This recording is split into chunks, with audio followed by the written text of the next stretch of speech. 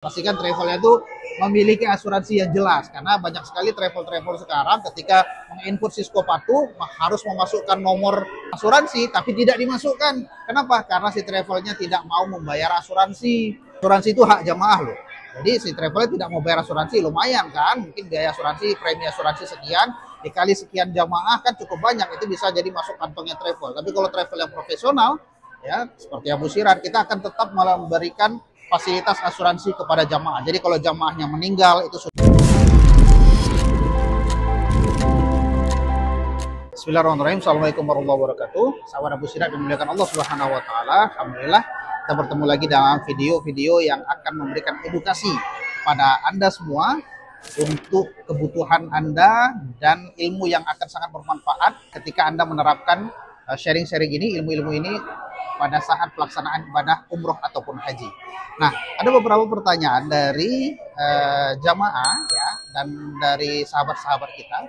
Ya, Ustaz, apakah yang harus dilakukan kalau misalnya paspor kita hilang saat berada di tanah suci pada saat pelaksanaan ibadah umroh? Nah, jadi paspor itu, sahabat sekalian, paspor adalah salah satu ya, dokumen administrasi yang harus betul-betul kita jaga pada saat keberangkatan ke luar negeri. Karena tanpa adanya paspor itu sudah pasti kita tidak akan bisa berangkat ke luar negeri. Dan beberapa negara membutuhkan visa untuk bisa masuk ke negaranya. Sedangkan kalau kita berangkat umroh, itu kita harus membutuhkan sebuah visa ya, yang namanya visa umroh. Atau bisa juga dengan visa yang lain seperti visa ziarah atau visa amil atau visa-visa yang dikeluarkan oleh Kementerian Haji atau Kementerian Kerajaan dari Arab Saudi sendiri. Nah, ketika nanti jamaah sampai di sana, biasanya travel tempat kita berangkat ya, yang menyelenggarakan atau yang memfasilitasi keberangkatan umroh ini, itu akan meminta dan mengumpulkan, mengkolek paspor jamaah. Jadi kalau di Abu Sirat itu sendiri, ketika jamaah sampai di Jeddah ataupun sampai di landing di bandara Madinah, itu si tour leader kita akan mengkolek paspor-paspor jamaah untuk dikumpulkan, dipegang oleh satu orang. Apakah itu tour leadernya, apakah itu mutawifnya, ataukah orang yang sudah dipercayakan untuk menyimpan paspor-paspor jamaah ini. Nah, tujuannya apa? Supaya tidak tercecer. Jadi jamaah itu ketika nanti berangkat ke masjid atau beraktivitas ziarah ke seputaran Masjidil Haram atau Masjid Nabawi, tidak perlu membawa paspor dan tidak tercecer ke tempat yang tidak semestinya. Jadi sehingga dikumpulkan oleh tour leader untuk mengamankan paspor itu. Nah, tapi tidak semua jamaah mau dikolek atau disimpan paspornya, karena mungkin dia butuh untuk registrasi SIM card atau kemudian butuh untuk belanja-belanja dan segala macamnya, sehingga ada jamaah-jamaah yang dia mau pegang sendiri.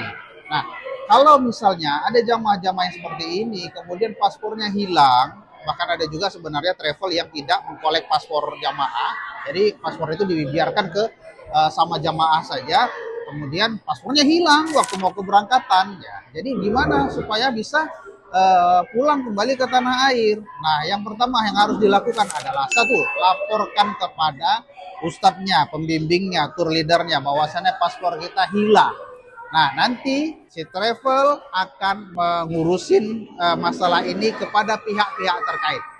Travel akan melapor, yang pertama dia akan melaporkan kepada muassasah bahwasannya paspor si jamaah ini hilang dan diminta dibuatkan surat keterangan bahwasannya benar ini adalah jamaah atas nama PT Abu Sirat misalnya. Kemudian dikeluarkan oleh visanya oleh provider kita adalah Husin Muhammad Hijazi ya, muassasah visanya mengeluarkan surat bahwasannya ini menerangkan bahwasannya ini adalah jamaah yang dikeluarkan visanya oleh muassasah Husin Muhammad Hijazi.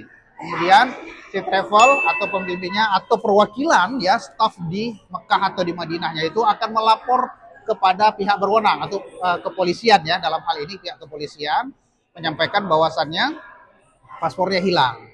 Nah, kemudian dikeluarkan oleh surat dari kantor kepolisian menerangkan bahwasannya paspor si jamaah ini hilang.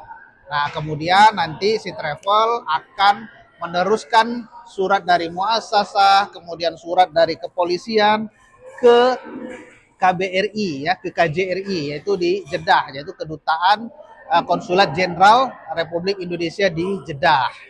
Nah, kemudian nanti dari KJRI ini atau bisa juga ke KBRI di Riyadh ya. Tapi bisa di Jeddah saja sudah cukup bisa. Nah, kalau nanti ternyata waktu kepulangannya dekat dengan masa kehilangan, kan tidak sempat diterbitkan paspor yang baru, maka KJRI akan mengeluarkan rekomendasi yang namanya itu adalah SPLP, surat perjalanan laksana paspor. Nah, jadi ada surat yang menggantikan paspor untuk sementara. Cuman ribet ya. Nanti waktu di imigrasi kita seperti dicurigai, kenapa nggak ada paspornya, kenapa hanya surat ini. Nah, jadi banyak sekali hal-hal yang akan nanti berurusan kita di bandara kalau misalnya cuma pakai surat ini. Nanti perlu juga approval dari pihak imigrasi sendiri gitu. Nah, tapi kalau misalnya waktunya masih cukup untuk bisa diterbitkan paspor yang baru, maka dibuatkanlah paspor yang baru. Nah, ketika dibuatkan paspor yang baru, maka paspor yang lama secara otomatis tidak bisa digunakan lagi. Nah, kemudian jamaah yang hilang tadi akan pulang kembali ke tanah air dengan menggunakan paspor yang baru. Tips dari kami, kalau Bapak Ibu berangkat menunaikan ibadah umroh, pastikan paspor Bapak Ibu disimpan oleh pihak travelnya atau disimpan di dalam koper saja. Ya, koper yang tidak perlu dibawa-bawa ke Masjidil Haram atau ke Masjid Nabawi ataupun ziarah di seputaran Mekah dan di Madinah. Kecuali nanti Bapak Ibu memerlukan paspornya untuk dokumen-dokumen tertentu, baru boleh bisa diambil di tempat kita simpan, apakah di koper tadi ataupun di kamar hotel. Tapi lebih aman lagi tetap simpan ke travel. Yang pasti Bapak Ibu sudah menyimpan foto paspor atau scan paspor di dalam handphone.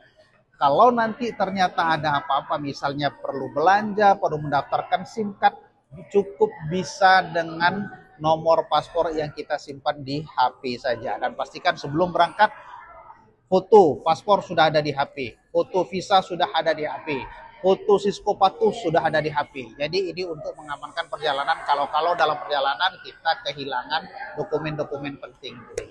Baik, kemudian ada pertanyaan berikutnya tentang koper. Nah, bagaimana Ustadz prosedur dan alur yang jelas kalau koper dan barang bawaannya tertukar atau hilang di bandara? Nah, kan tadi kalau paspor, sekarang koper. Nah, jadi memang Bandara Jeddah, King Abdul Aziz Jeddah, apakah itu bandara haji ataupun bandara internasional, tapi lebih khusus sering kehilangan barang itu adalah di bandara haji atau di bandara Madinah, Prince Muhammad di Madinah. Nah, ini kalau kita membawa jamaah umroh, khususnya stroller, khususnya Arabia atau kursi roda, nah ini seringkali hilang atau tertukar di bandara. Nah, bahkan juga terkadang ada juga koper-koper yang hilang kalau koper itu tidak seragam. Biasanya kalau kopernya seragam, misalnya satu travel, kopernya seragam semua, ini potensi kehilangannya kecil. Tapi kalau misalnya ada jamaah-jamaah yang kopernya itu nggak seragam, dia kopernya bawa sendiri. Kalau yang jamaah lain kopernya warna orange misalnya, sedangkan jamaah yang satu ini dia bawa koper tambahan warna hitam kah warna biru, nggak seragam. Nah, ini sering tertukar. Jadi diambil oleh travel lain atau jamaah lain atau tertinggal di dalam perut pesawat. Banyak sekali alasan-alasan kenapa kita kehilangan barang. Nah, solusinya adalah kalau misalnya kita kehilangan barang pada saat keberangkatan atau kedatangan di bandara, pastikan Bapak Ibu sekali lagi memiliki foto koper ya. Jadi sebelum berangkat itu kopernya itu difoto dulu. Yang mana koper saya, tandanya apa, supaya nanti kalau misalnya hilang kita bisa klaim foto barangnya seperti ini. Nah, kalaupun nanti Bapak Ibu berangkat dari travel ya, ketika nanti jamaah tiba di bandara, sebelum kopernya dimasukkan ke dalam perut bus, coba perhatikan bahwa ada koper Bapak Ibu itu sudah ada di dalam troli yang mau dipindahkan ke dalam bus. Yang akan dimasukkan ke dalam bus itu ada koper kita. Nah, kalau sudah aman berarti sudah naik bus, insya Allah akan ketemu di hotel. Nah, tapi kalau misalnya travelnya itu profesional ya, seperti Abu Siraj, tour leadernya juga profesional, mereka akan menghitung jumlah koper yang masuk dari bandara Indonesia, apakah dari Aceh, dari Medan, atau dari Jakarta, misalnya 45 koper yang masuk, dan harus keluar di Jeddah atau di Madinah, tempat landingnya itu 45 koper juga. Itu dihitung oleh tour leadernya, yang profesional tentunya. Nah, terkadang yang 45 dibawa dari Indonesia, yang masuk cuma 44, kurang satu. Nah, itu si tour leader akan melapor kepada lost and found ya. Jadi ada counter kehilangan barang di sana, melapor bahwasannya koper satu hilang. Jadi tag bagasi itu harus dipegang oleh travel. Itu kalau Bapak Ibu berangkat dengan travel. Kalau berangkat dengan mandiri, maka tag bagasi itu harus dipegang sendiri. Kalau hilang, maka Bapak Ibu bisa langsung melapor ke lost and found. Nah, kemudian kalau mudah-mudahan nanti dari lost and found itu akan di tracking di mana posisi bagasi hilang. Kalau misalnya Bapak sering kehilangan ini, kalau misalnya kita itu berangkat dengan menggunakan pesawat transit ya. Pesawat transit misalnya pakai Oman Air, ketika sampai di Oman berganti pesawat ya. Nah, di Oman itu ketinggalan sebagian barang, apalagi durasi transit itu dekat. Apakah 30 menit, 1 jam itu terlalu cepat, terlalu dekat sehingga berpotensi kehilangan barang. Nah, kemudian kalau misalnya sudah kita laporkan, itu akan di-tracking posisi bagasi kita hilangnya di mana atau tertinggalnya di mana. Kalau nanti sudah hasil trackingnya menemukan jawaban, maka barang kita tadi akan diterbangkan ke bandara Jeddah atau di Madinah di mana kita landing. Kemudian nanti akan dihubungi via email atau via WhatsApp atau via telepon bahwasanya barang kita sudah ada. Barulah kita kemudian bisa jemput di bandara tempat kita landing di Mekah, di Jeddah atau di Madinah. Nah, Ustadz, kan kita ada asuransi ini. Kalau misalnya kita berangkat umroh, apakah ini bisa diklaim? Ya, kalau misalnya Bapak Ibu berangkat dengan travel resmi, legal, profesional seperti Abu Siraj, maka Bapak Ibu bisa klaim kehilangan bagasi ini atau keterlambatan bagasi ini ke ustadznya, ke tour leadernya. Nanti tour leader akan melaporkan ke kantor pusat bahwasannya jamaah atas nama ini tertinggal bagasi atau terlambat datangnya bagasi. Kemudian si travel akan meminta dokumen-dokumen pendukung seperti paspor, itu sudah ada di travel kalau Bapak Ibu berangkat dari travelnya. Kemudian boarding pass jangan sampai hilang. Jadi boarding pass itu mohon difoto. Kalau sudah dapat boarding pass berangkat, foto simpan di HP. Jadi foto boarding pass ini diperlukan. Kalau misalnya ada hard copy-nya, itu disimpan, jangan dibuang. Baik keberangkatan atau kepulangan jangan dibuang setelah selesai penerbangan sampai Bapak Ibu tiba di rumah, baru boleh dibuang. Kemudian dokumen lain yang dibutuhkan untuk mengklaim kehilangan adalah PIR ya. PIR ini adalah surat kehilangan dari lost and found. Bahwasanya memang dokumen kita hilang, barang kita hilang, nanti si travel tour leadernya, ustadznya akan datang ke lost and found melaporkan bahwasanya ada kehilangan barang. Nanti dikeluarkan surat, dan surat itu dibutuhkan untuk mengklaim ke asuransi. Kemudian yang dibutuhkan adalah tag bagasi. Jadi setiap barang yang kita masukkan ke dalam konveyor itu ada tag bagasinya, itu juga harus disimpan. Nah, ini biasanya kalau travel profesional, tour leadernya akan pegang semua itu. Bagasi yang masuk 45, si tour leader akan pegang 45 tag bagasi. Itu akan diklaim. Kemudian dari kalau travelnya profesional tidak perlu mengirimkan dokumen-dokumen hard copy ini, cukup by scan saja, by foto saja dikirimkan ke pihak asuransi. Kemudian dalam waktu paling lambat 1 bulan ya, 30 hari kerja, dengan dokumen yang lengkap, maka bagasi kehilangan kita atau keterlambatan bagasi itu bisa dibayarkan oleh pihak asuransi.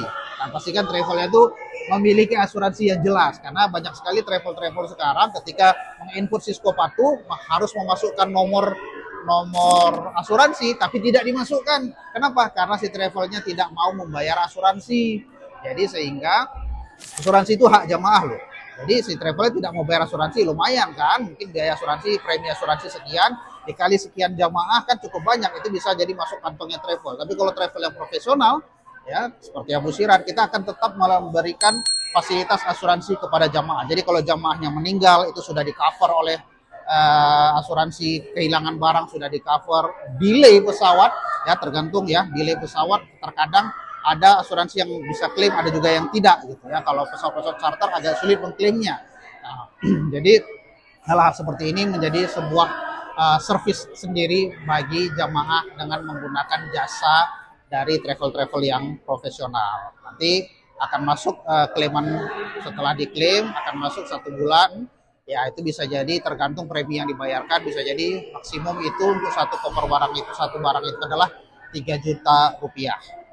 Ya, berikut tips dari kami kalau kehilangan barang di tanah suci pada saat melaksanakan umroh ataupun haji. Bila taufik wal hidayah, assalamualaikum warahmatullahi wabarakatuh.